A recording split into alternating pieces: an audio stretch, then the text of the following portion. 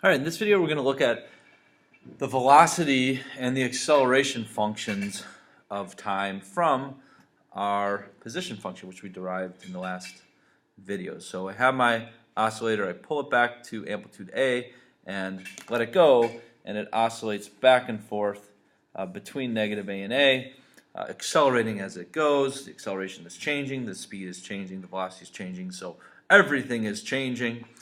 Makes these a little more complicated, but I think you'll see as they do follow cosine and sine functions, they're not too bad to grasp, and we can see some connections pretty easily. So I start at position A, and at position A I released my oscillator, and then every time it comes back to A it changes direction. So at position A I'm at a velocity of 0. So every time I come back to A, which is one full period as well, I'll be back at a velocity of 0.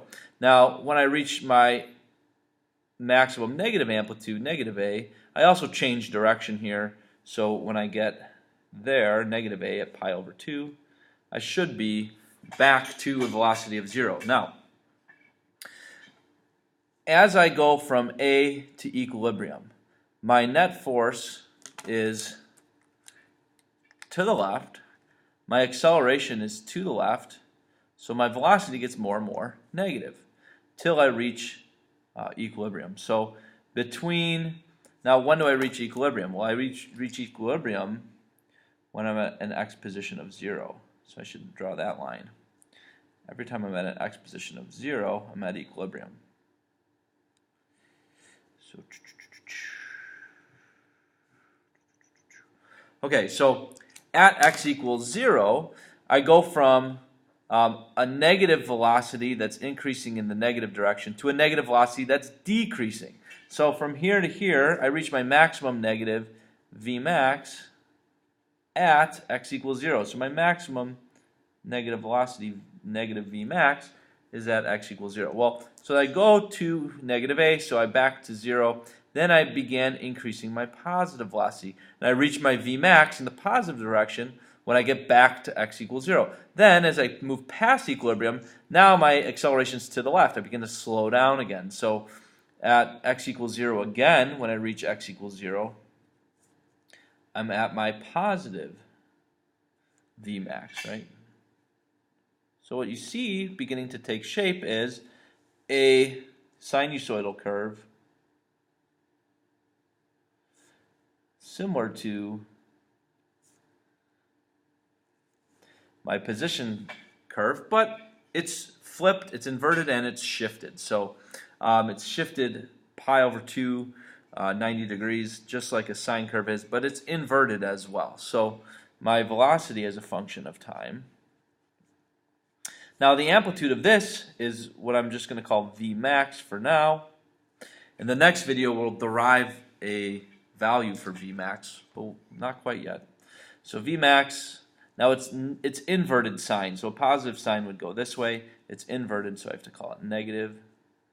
So negative Vmax sine, and then the phasing is the same. It's just shifted, so it's the same phasing as the position graph, 2 pi over t times t, or if you write it in terms of the frequency, equals minus Vmax sine 2 pi f times t. So here's my velocity time graph general expression.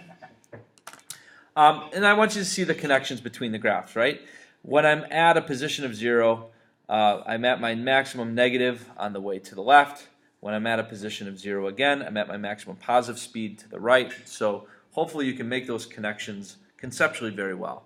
Now what about acceleration versus time? Now we've seen that acceleration changes because the spring force is a function of position. So as my position changes, the spring force changes, and therefore my acceleration changes. So my acceleration is not constant throughout and during my oscillation. So, but what I do know is that at maximum displacement, I'm at maximum force, so maximum acceleration. They're just opposite. So at a maximum positive A, my acceleration is at its negative max. And then if I displace negative direction, so my maximum negative displacement, my acceleration is at its positive max. So really, these two are directly related, but just flipped. So when I'm at positive A, I'm at my negative A max.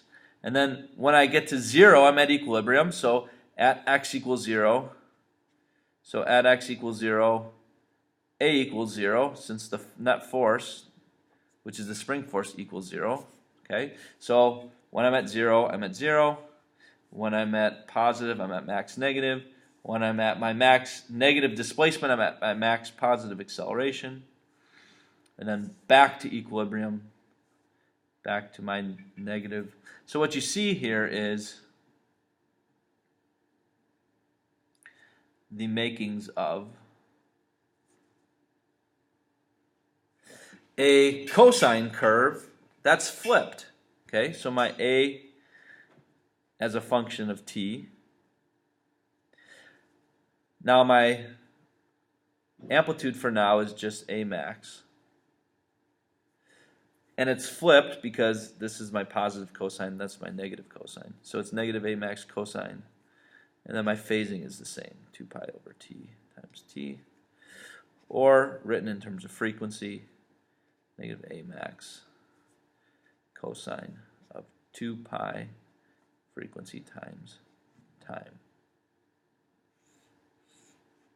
Okay, so there are your general expressions for the position, well, I guess we did that in the last video, but the position, the velocity, and the acceleration as a function of time for an oscillating system. Now in the next video, we'll see, well, what actually is the meaning to this Vmax and this Amax, and how can we derive Vmax from our understanding of the energy of a system, since velocity max occurs when it's at its maximum kinetic energy, and then how is Amax related to the dynamics of the system. So that'll be our next video.